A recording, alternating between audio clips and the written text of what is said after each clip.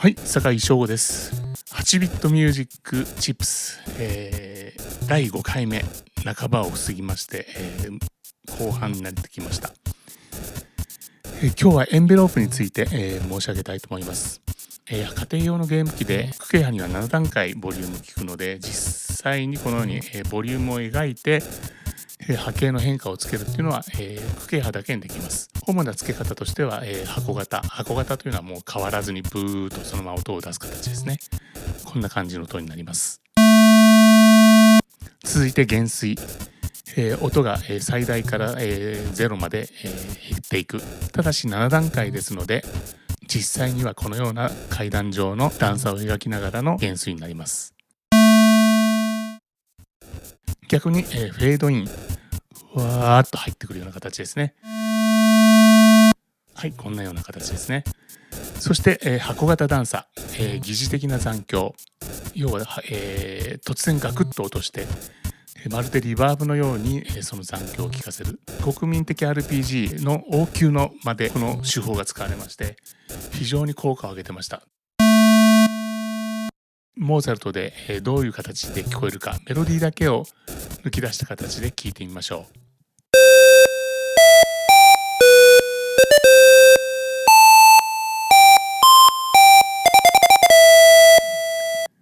このように段差をつけることによって残響のように聞かせる手法があります。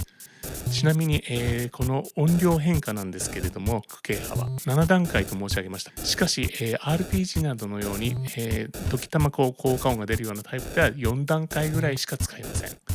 それ以上上げると音楽が大きくなってしまって効果音が目立たなくなってしまうんですね。そして常に、効果音が鳴っているようなアクションゲームなどでは3段階ですので、実際このような細かく残響をつけるような変化っていうのはなかなかアクションゲームではやりにくかったと思います。はい、ありがとうございました。今日はこんなところで、明日もう一回エンベロープの深掘りしたいと思います。はい、以上です。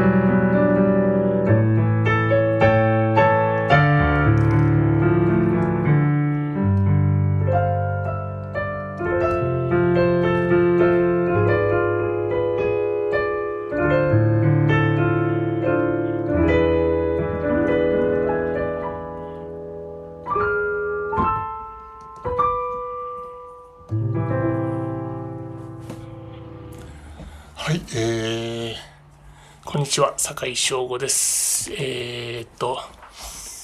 YouTube の、著作権チェック仕組みに引っかかるかどうかのテストで、自分が作曲してる曲ですけども、今著作権がどこにあるかわかんないんだね、これ。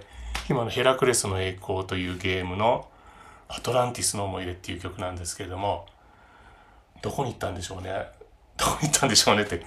で、本当は僕のもう著作物じゃないんですけれども、著作物って著作者は僕なんですけども、著作権は別なところにあって、それが自分でどこにあるかわからない。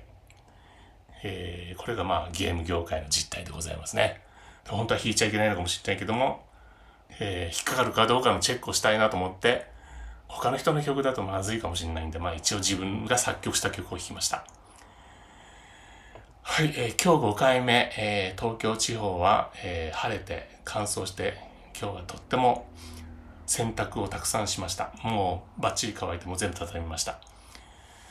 今日午前中ですね、山下達郎さんと山崎まりさんのラジオを聞いてて、とにかく早口で、自分もね、早口なんで、やばいな、これもっとゆっくり喋んなくちゃと思って、気をつけてたんですけど、そんなもんじゃない。もう、全然気にしなくて俺は OK だと思いましたね。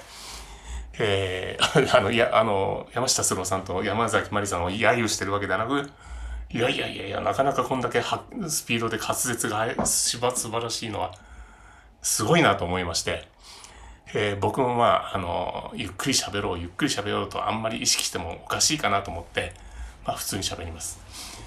最初のうちはね、1回目から、今日の5回目までだんだん後ろで朝の動画ですね。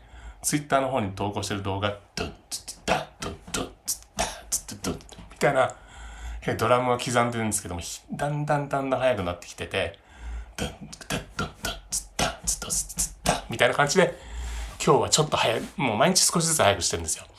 というのも、最初に何喋ろうかなと思って、ただそれを140秒に詰め込むと思うと、足りないぞ、やばいなと思って、これは気持ち上げでいくためには BPM を早めようと思って、その後ろで流してる音楽、ベースとノイズで作ったやっぱ8ビットの音ですね。それと三角化の音で組み合わせて作ってます。なんでああいうものをね、後ろに流すかっていうと、朝のやつの動画は 5% で撮ってるんですけれども、意外とリップノイズが乗るんです。でそういうのを最初きれいに一つ一つその瞬間を取り除いて DS はしてたんですけども、ただそれともう手間でやってられない。140秒といえどもかなり手間なんで、リップノイズも隠れる程度にそういった後ろに流しゃいいやと思って、どうせなら8ビットでやろうと思ってああいうものを流してます。いや、こういう動画配信も見るとやるとではもう大違いっていうのはよくわかります。いろんなところに気を使ってます。いろんなところに気を使ってる上にはこの夕方っていうか午後のやつはもう作りっぱなし、昨日うっかり変なこと言っちゃってピーとか言ってましたけども、そんな感じでやってます。今日フランクリン・バッチの T シャツ着てますけども、なぜかというと、今朝起きたらですね、なぜかリュカみたいな頭になってたんで、今日はもうマザーネタでいこうかなと思ったんで、フランクリン・バッチを着ました。この T シャツはですね、プレススタートの2006年の時に、糸井さんと、一緒にステージに上がってトークする時にお揃いできたやつですね。あれから何年ですか、17年17年ですね。はい。今日そうだ、今のところ質問何も基本来ないんですよね。何かありましたらぜひ質問してください。寂しいので。YouTube に来てるか、英語の方が来てますね。I wish I could speak Japanese. These videos look really interesting. はい、ありがとうございます。